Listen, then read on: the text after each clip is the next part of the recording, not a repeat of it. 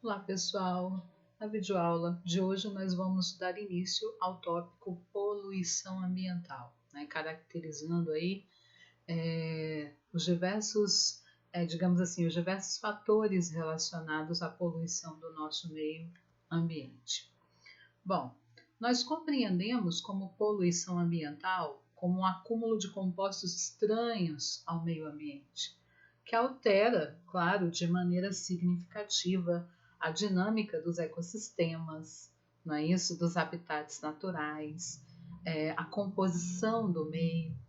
E como nós sabemos, existem diversos tipos de poluição, entre as quais se destacam a poluição do ar, da água, do solo, tá? Bem como a poluição causada pelos resíduos sólidos, que para a gente está se tornando um verdadeiro problema, não é isso? No caso do lixo. A poluição causada por ruídos, né? Nós sabemos que existe também a poluição sonora, a radiação e diversos outros tipos. Na videoaula de hoje, a gente vai caracterizar a poluição do ar e a poluição da água. Tá bom, vamos lá? A poluição do ar. Nada mais afeta de maneira significativa a nossa saúde do que a poluição do ar. Né? Atinge em cheio o nosso sistema respiratório. Os principais gases poluentes resultantes da queima de combustíveis fósseis, o que seriam os combustíveis fósseis?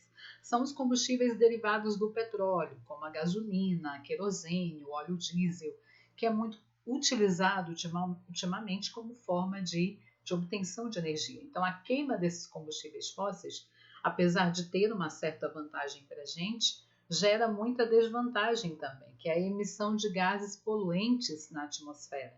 Entre eles, eu destaquei dois aqui para a gente, o monóxido de carbono, não é isso? E o dióxido de carbono, que é popularmente conhecido como gás carbônico.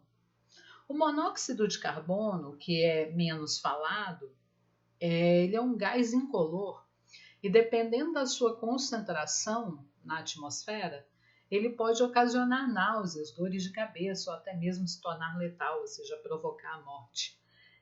Além de ser incolor, ele não tem cheiro.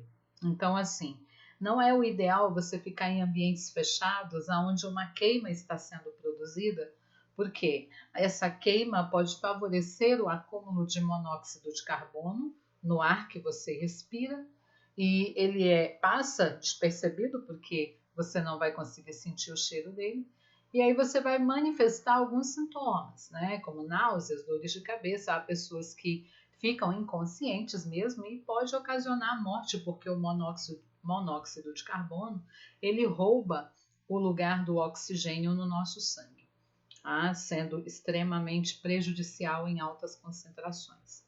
Já o dióxido de carbono, que é o gás carbônico, ele é o gás, como nós sabemos, usado pelas plantas no processo da fotossíntese. Só que, quando em excesso, né, ele intensifica o efeito estufa, que é o efeito responsável pela manutenção da temperatura no nosso planeta, nós sabemos disso. Só que quando o efeito estufa se intensifica, nós temos um problema, porque vai surgir aquilo que nós chamamos de aquecimento global. Né? As temperaturas globais vão aumentar e influenciados pela intensificação desse efeito estufa devido ao lançamento excessivo de dióxido de carbono.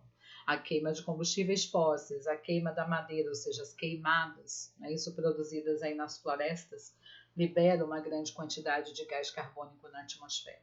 Bom, aí a gente tem duas situações, não é isso? As chaminés das indústrias lançando alta quantidade de poluentes e países, né, como alguns países asiáticos, para eles o uso da máscara já é algo habitual, porque é extremamente, alguns períodos do ano, o ar fica intolerável mesmo, como a gente observa aí, devido à alta concentração de poluentes lançados na atmosfera, principalmente pela queima de combustíveis fósseis nas indústrias. E aí nós chegamos à poluição da água. A maioria dos poluentes lançados na água são provenientes de esgotos não tratados, como nós já sabemos, não é isso? E de resíduos industriais. Olha que tristeza ver uma imagem como essa, uma alta quantidade de esgoto sendo lançado aí num lago ou num rio. E esses poluentes, claro que são provenientes aí do despejo do esgoto e dos resíduos industriais, eles interferem nos ciclos naturais que atuam para manter a água limpa. Nós sabemos que a água, ela participa de um ciclo, não é isso? Temos o ciclo da água no ambiente. E dá-nos a impressão de que por conta desse ciclo, a água praticamente ela é renovável, não é isso? A gente não vai deixar de ter acesso à água. Só que a água, ela só vai ser importante se ela for limpa, se ela for potável, se ela for ideal para o consumo humano. Se ela for poluída ou contaminada, já vai interferir aí no ciclo natural da água e gerar consequências graves, como nós sabemos. Com a interrupção dos ciclos, os poluentes se acumulam e passam a contaminar os animais e vegetais que vivem na água, né, gerando prejuízos assim incalculáveis. Quantos seres vivos são destruídos ou exterminados pela ação da grande quantidade de poluentes que nós lançamos todos os dias na água, não é isso? Em virtude do esgoto doméstico, dos resíduos industriais.